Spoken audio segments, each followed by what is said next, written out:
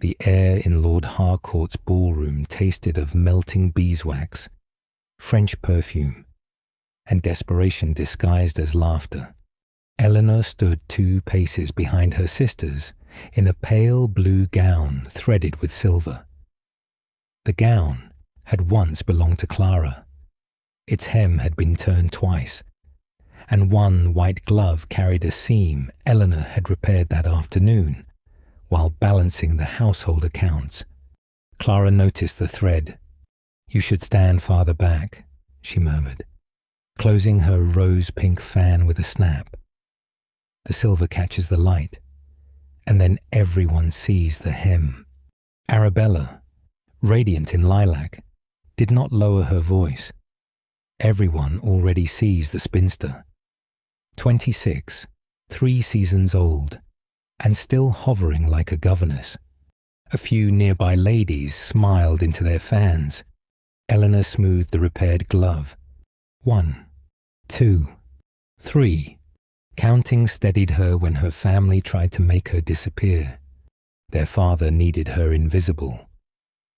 Eleanor kept the ledgers that allowed Clara and Arabella to remain in London, persuaded creditors to wait, and stretched the last rents from their country estate across gowns, lodgings, and carriage hire.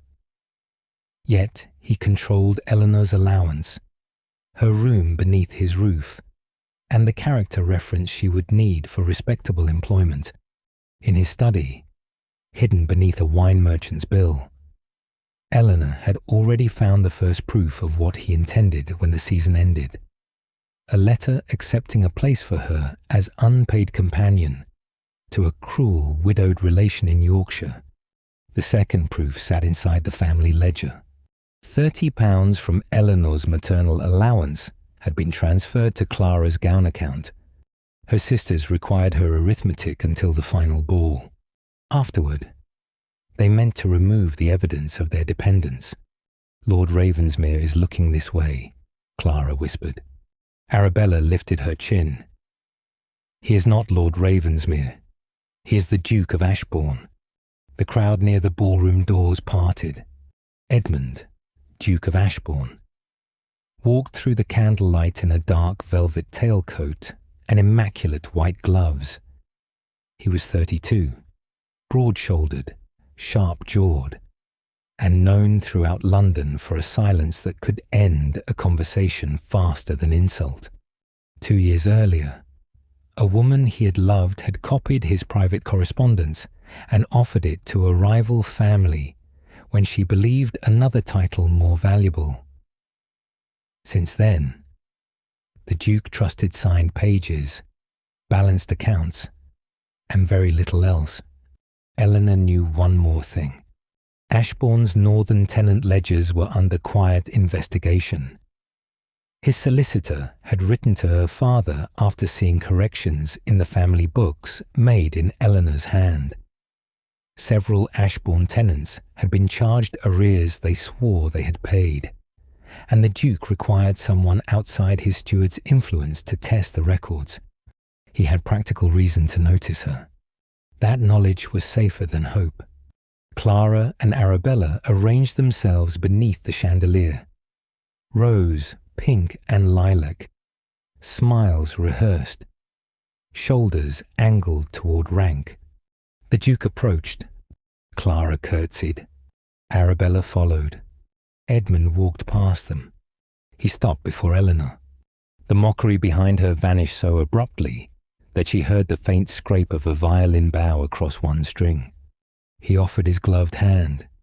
"Miss Eleanor," he said, his voice low enough to make the silence lean toward him. "Will you honor me with this dance?" Her sister stared.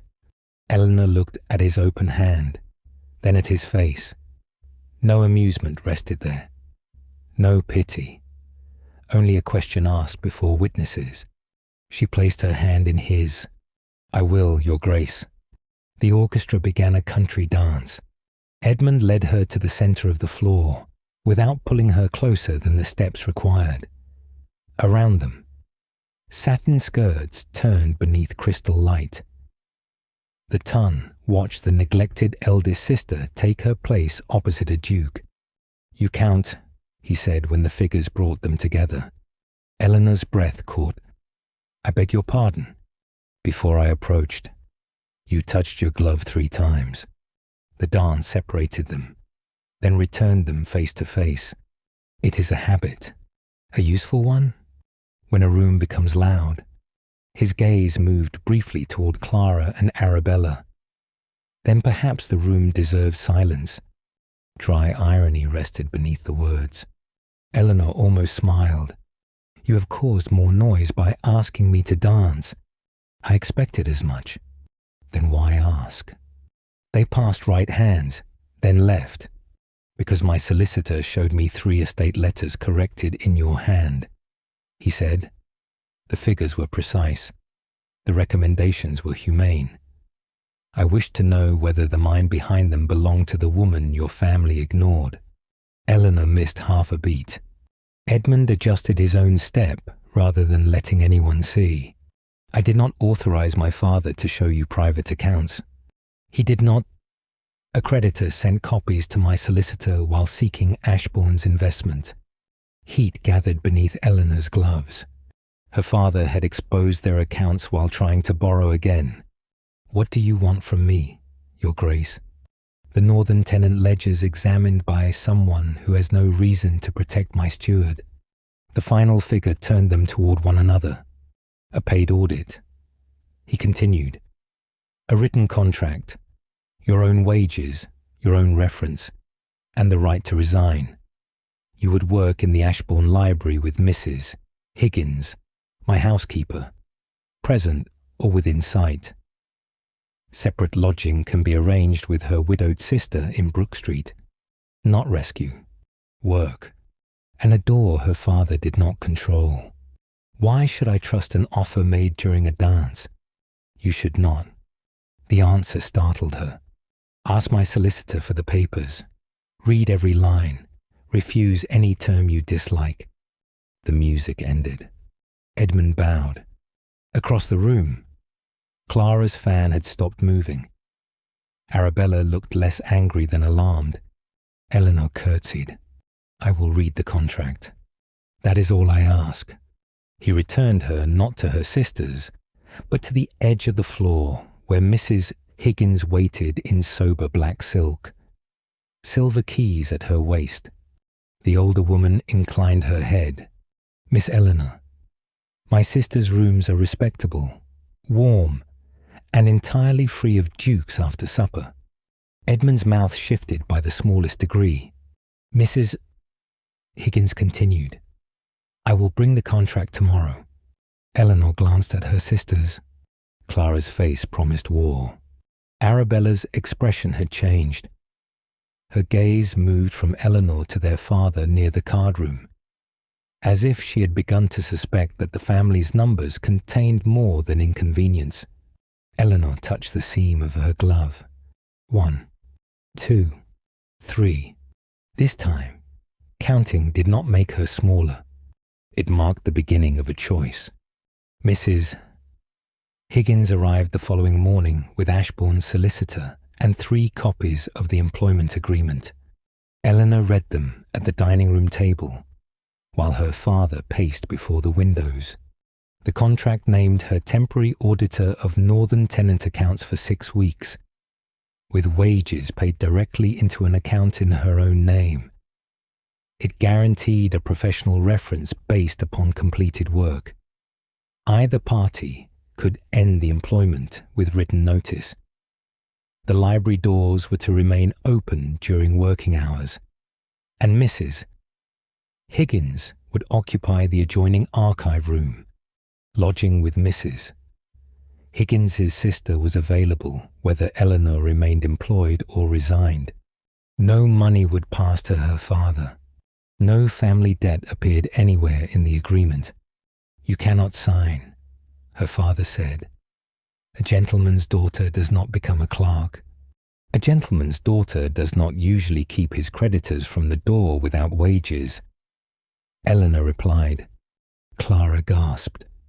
Their father's hand struck the table hard enough to rattle the inkstand. The solicitor did not move. Mrs. Higgins did. She placed one gloved hand over the contract. Miss Eleanor may sign here or take the papers away. No person will sign for her. Eleanor looked at the Yorkshire letter partly visible beneath her father's blotter. Then at the line naming her wages. She took up the pen. Her father's face darkened.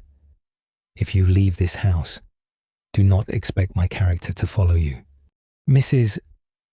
Higgins opened her reticule and removed a folded sheet. My character will, she said, as will the solicitors. Eleanor signed all 3 copies. The scratch of the nib sounded louder than her father's anger. Ashbourne House received her through its library. The door stood open. Mrs. Higgins worked at a broad table in the adjoining archive room, close enough for propriety and far enough to permit thought. A fire burned beneath the marble mantel. Ledgers rose in ordered stacks, each tied with ribbon according to county and year. Tea waited beside Eleanor's place. Strong, no sugar. Edmund stood near the window, reading a letter from Northumberland. You remembered, Eleanor said. He looked at the cup. Mrs. Higgins informed me. Mrs. Higgins spoke without looking up. His Grace asked twice. The Duke returned to his letter. Eleanor sat before the Northern accounts. Within an hour, she found the first false arrear. A tenant named William Carter had supposedly failed to pay £8 at Michaelmas. Yet the estate's grain receipt recorded a delivery credited for precisely that sum. The payment had been accepted, then omitted from the rent book. The same omission appeared beside 6 other names. By noon, Eleanor had traced every altered entry to the deputy steward's monthly summaries. Edmund returned to the table after she requested him. She laid 3 books side by side. These tenants are not in arrears. His gaze moved over the dates. The rent book says otherwise. The grain book does not, nor the wool account. Payment was received in goods, entered once, then ignored when arrears were calculated. An error, not 7 times in the same hand. Mrs. Higgins came to stand beside Eleanor. The deputy steward purchases seized tenant goods through his brother. She said, I have heard the name. Edmund looked toward the open library door, then back to Eleanor's blue-marked figures. What happens if the arrears notices proceed? 2 families lose their farms before planting. The estate loses productive tenants and gains fields no one can work before spring. He pulled a chair to the opposite side of the table. What do you recommend? Freeze the notices. Demand original receipts. Send someone the deputy steward cannot prepare for. Who? Eleanor tapped the ledger. You. A quiet pause followed. Then Edmund reached for the clean paper. Draft the orders. For 3 days, the library became a place of work rather than silence. Eleanor prepared tenant summaries. Edmund rode north and returned with original receipts hidden beneath a stable floor by a frightened clerk. Mrs. Higgins compared household dispatch books against the steward's correspondence and discovered that 3 complaints had never reached the Duke. The northern farms remained occupied. The deputy steward was suspended pending formal inquiry. On the 4th morning, Eleanor found a small packet beside her ledger. Inside lay a new pair of white gloves, not jeweled, not fashionable, plain, well made, and reinforced at the seams. A note in Edmund's precise hand rested beneath them, for work that should not require mending at midnight. Eleanor turned the gloves over once. Mrs. Higgins entered with tea. He asked whether blue thread would be presumptuous. The housekeeper said, What did you tell him? That thread is thread, and a duke ought not require a committee. Eleanor laughed before she could prevent it. The sound crossed the library. Edmund looked up from the far desk. For one moment, the severity left his face. Then both returned to their papers. The first relief was small. Warm tea, honest work, tenant notices withdrawn. The next danger arrived wearing rose-pink silk. Clara came to Ashbourne House under the excuse of collecting Eleanor for a musicale. She entered the library while Mrs. Higgins stood in the archive doorway and stared at the ledgers as though they were instruments of seduction. "So this is how you have done it," she said. "You make yourself useful until gentlemen mistake gratitude for affection." Eleanor closed the book before her. "I am working. You have always worked. It has never made anyone choose you before." Mrs. Higgins's keys gave a warning chime. Clara noticed the folded vellum beside Eleanor's blotter. It contained a private paragraph Eleanor had written and crossed out after Edmund's return from the north. "The house is quieter when he is absent, yet nothing in it feels at peace." Eleanor had meant to burn it. Clara reached first. "Give that back." Clara unfolded it, read the single line, and smiled. "How touching." Mrs. Higgins stepped forward. Clara tucked the paper into her reticule. "A family matter." "No," Eleanor said. "A theft." The words stopped Clara at the library door. Eleanor rose. "You entered my workplace, took a private paper, and now intend to use it, because mockery is the only authority you possess here. Return it." Clara's smile faltered. From the corridor came the sound of approaching footsteps. Edmund appeared but did not enter the space between the sisters. He looked first at Eleanor. She continued before he could speak. "If you read that paper aloud anywhere, Clara, the shame will belong to the person who stole it, not the person who wrote honestly." Clara's fingers tightened over the reticule clasp. Edmund's voice followed, controlled and public enough for the servants in the corridor to hear. "Miss Eleanor has stated the matter precisely. Return her property." Clara drew out the vellum and dropped it on the table. "You will regret humiliating your own family," she whispered. Eleanor folded the page in quarters. "No. I regret how long I permitted my family to humiliate me." Clara left. Edmund remained near the open doorway. He did not ask what the paper said. That restraint settled more deeply than curiosity would have done. Mrs. Higgins poured fresh tea. "Cold tea," she declared, "removing the old pot, is the natural consequence of badly behaved relatives." Edmund took his usual chair. Eleanor returned to the ledger. Neither mentioned the folded vellum between them. Trust, she discovered, sometimes looked like a question deliberately left unasked. By the second week, Clara had turned the vellum into rumour without reading its exact words. At assemblies and card parties, she hinted that Eleanor had pursued the Duke through sentimental notes. Their father sent 2 letters to Ashbourne's solicitor claiming Eleanor was unstable, ungrateful, and likely to abandon her duties without notice. The contract protected her position. The rumour still threatened her name. Arabella brought the proof. She came to Mrs. Higgins's sister's house in Brook Street after dark, veiled and trembling. Eleanor received her in the small sitting room where the wooden music box from their mother rested on the mantel. Arabella placed 2 papers on the table. The first was the Yorkshire letter, signed by their father and dated before the opening ball.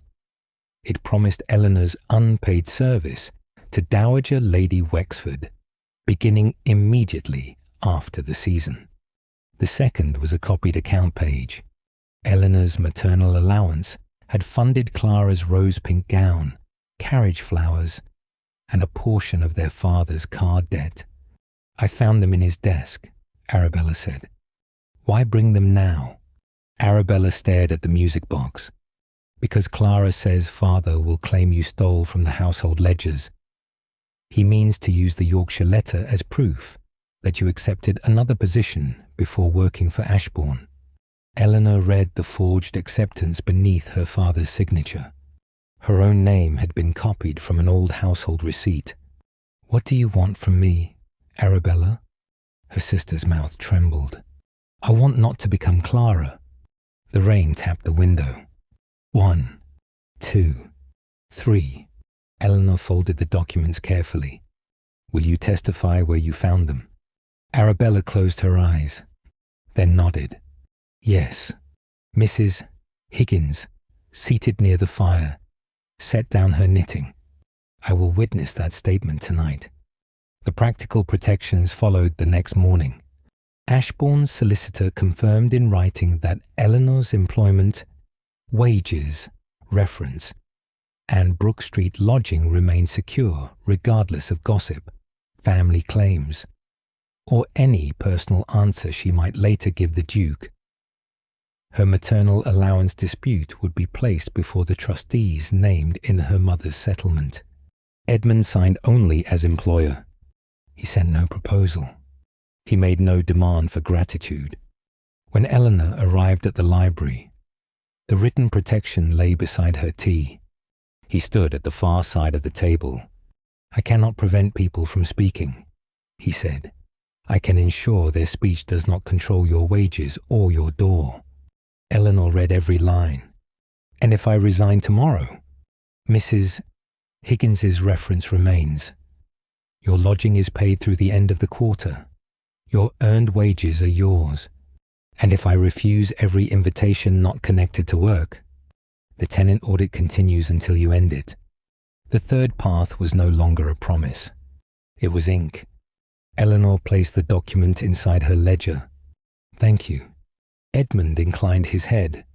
Then he set a stack of northern receipts before her. "The Carter family sent this." Between the receipts lay a small twist of dried lavender and a note written in an uneven hand. "We remain because someone counted correctly." Eleanor touched the lavender once. The day held rain, debt, family treachery, and gossip. It also held 2 farms no longer marked for seizure. She opened the next ledger. The final ball of the season was held at Almack's beneath enough chandeliers to make every lie visible. Eleanor attended by choice. She wore the same pale blue gown threaded with silver. Mrs. Higgins had repaired the hem, not to disguise its age, but to preserve it. The new white gloves fit perfectly. Her mother's wooden music box remained safely in Brook Street, along with the employment contract, the Yorkshire letter, and the copied allowance account. Mrs. Higgins entered beside her. Arabella followed. Clara stood near the card room in rose pink, surrounded by the same listeners who had once laughed at Eleanor. Their father stood near the patronesses, already telling anyone who would listen that his eldest daughter had been led astray by ambition. Edmund waited across the ballroom in dark velvet. He did not approach. The hearing came before the first dance. Ashbourne's solicitor, the trustee of Eleanor's maternal allowance, Mrs. Higgins, and 2 patronesses gathered in the card room at Eleanor's request. The doors remained open. Curiosity supplied the audience. Eleanor placed the family ledger upon the table. Her father laughed. "This is absurd. A daughter cannot drag private family accounts before society. A father cannot copy his daughter's name onto a false acceptance and call it private." Eleanor replied. The room quieted. She laid down the Yorkshire letter, then the forged acceptance, then the allowance account. This position was arranged before the season ended. "I did not accept it. The signature is copied from a household receipt. My maternal allowance was transferred to Clara's gown account and to card debts without my consent." The trustee compared the signatures. Mrs. Higgins placed Eleanor's employment contract beside them. "Miss Eleanor signed this agreement in my presence." She said, "Her wages are independent. Her right to resign is written. No payment passed to her father. Arabella stepped forward. I found the Yorkshire letter and the account copy in father's study.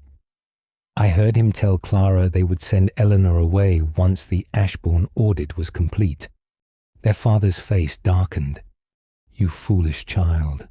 Arabella flinched but remained where she stood. Clara pushed through the listeners. Eleanor has filled the Duke's house with sentimental notes. She has used pity to disgrace us. Eleanor removed the folded vellum from her reticule. The room watched. She opened it herself. The stolen sentence says only that a house felt different when someone was absent. Clara took it from my desk and threatened to read it aloud. Clara's color rose. Eleanor looked directly at her. You mistook privacy for weakness. They are not the same. The solicitor placed another packet on the table. These are the corrected Ashbourne tenant accounts prepared by Miss Eleanor. They exposed false arrears, preserved 7 tenancies, and led to the removal of a deputy steward. Her employment rests upon documented work. Edmund remained near the open door. He did not speak until Eleanor had finished. Then he addressed her father. Your authority does not extend to Miss Eleanor's wages, employment, or maternal funds. The trustee will recover what was diverted. The forged acceptance will be retained by the solicitor. Their father looked toward the patronesses and found no support. What of my household? He demanded. What of my younger daughters? Eleanor answered.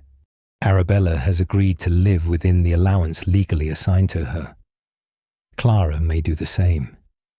I will no longer balance extravagance by surrendering my own income. Clara stared at her. You would abandon us? No, I am refusing to disappear for you. The trustee turned to their father. Until the allowance inquiry is complete, you will hold no authority over Miss Eleanor's maternal account. Any further attempt to bind her employment without written consent will be referred to council. The consequence settled through the room without shouting. Their father lost control of her funds. Clara lost the fiction that Eleanor's sacrifice was endless. Arabella kept her place as witness rather than accomplice. Eleanor closed the ledger. The practical matter was finished. The ballroom waited. When she returned beneath the chandeliers, the first country dance had begun to form. Edmund stood at its edge, but he still did not cross the floor. He waited. Eleanor looked at the repaired seam of her glove. 1, 2, 3. Then she walked toward him. The crowd opened around her. She stopped before the Duke of Ashbourne with Clara, Arabella, her father, Mrs. Higgins, and half the ton watching. My position, wages, reference, and home are secure whether I speak to you again or not, she said. They are. My family's debts are not yours to purchase. No. The northern accounts remain under my professional authority until the audit ends. Yes. Eleanor drew a breath. Knowing all of that, I choose to hear what you wish to ask. Only then did Edmund extend his hand. Miss Eleanor, will you permit me to court you? The silence around them was complete. Eleanor placed her hand in his. Yes. He bowed over her offered fingers and pressed one brief kiss to her knuckles. Then his gaze moved toward the forming lines. Will you honor me with another dance? Eleanor glanced at Clara, whose fan hung motionless, at Arabella, who gave the smallest uncertain smile, at Mrs. Higgins, who looked ready to correct any duke who misstepped. I will. The orchestra began the same country dance that had opened the season. This time, Eleanor did not enter the floor because a powerful man had walked past her sisters. She entered because she had walked toward him. The courtship lasted beyond the final ball. Edmund came to Brook Street under Mrs. Higgins's formidable eye. Eleanor continued the tenant audit and received her wages directly. The Carter farm sent a second sprig of lavender when the deputy steward's dismissal became permanent. Arabella wrote asking for help learning the family accounts. Eleanor agreed on the condition that Arabella bring her own pencil and accept correction without tears. Clara did not apologize quickly. She returned the stolen vellum 3 weeks later, pressed flat inside a new envelope. I was cruel because being chosen seemed safer than being kind. It was not enough to erase the harm. It was enough to begin truth. At the close of the 4th week, Eleanor sat in Ashbourne's library before the Duke's solicitor, Mrs. Higgins, Arabella, and the trustee of her maternal allowance. A proposed marriage settlement lay open beside the tenant ledgers. Eleanor read every line. Her maternal income remained hers. Her professional wages and reference were independent of marriage. She retained authority over the Ashbourne archives and northern tenant accounts, with a separate annual salary. No family debt could be paid from her property without her written consent. She added one final clause in her own hand. A fund shall provide lodging, references, and paid training for gentlewomen threatened with unpaid dependency. The solicitor read it twice. Edmund read it once. "Keep it," he said. Eleanor signed. So did he. The trustee witnessed the transfer of her recovered allowance into an independent account. Mrs. Higgins signed the archive appointment. Arabella signed as family witness. Only after the sand had dried did Eleanor close the settlement. She rose and crossed the table by her own choice. "You may ask me again." Edmund offered his hand. "Eleanor, will you marry me?" She placed her fingers in his. "Yes, but the northern ledgers remain on my desk. They would be unsafe anywhere else." The following evening, Ashbourne House opened its ballroom for a small assembly, honouring the northern tenants whose arrears had been corrected. Melting beeswax sweetened the air. French perfume drifted beneath the chandeliers. Eleanor wore the pale blue gown one final time, its silver thread bright under the lights and its repaired hem no longer hidden. The folded vellum rested safely in the wooden music box at Brook Street. Tea without sugar waited in the library for later. Clara and Arabella stood together near Mrs. Higgins. Clara's expression held shame without resentment. Arabella held a small account book beneath her arm. The orchestra prepared a country dance. Edmund came toward Eleanor in his dark velvet tailcoat and pristine white gloves. He did not walk past anyone to reach her. No one stood between them now. He offered his hand. Eleanor touched the seam of her glove. 1, 2, 3. Not to disappear. To remember how far she had walked. She placed her hand in his. The music began. A woman's place was not granted by those who finally noticed her. It was established by the work she named and the choices she made aloud. The end. Altro. Stay a little longer beside the fire. Where Eleanor's corrected ledgers rest beside the wooden music box, and the tea has been poured without sugar. Which moment stayed with you most? The Duke walking past her sisters, Eleanor reclaiming the stolen vellum, or the moment she crossed the final ballroom and chose him freely? Quiet strength does not wait forever to be noticed. One day, it steps into the light and speaks its own name. Share your thoughts below and subscribe. The kettle is always on.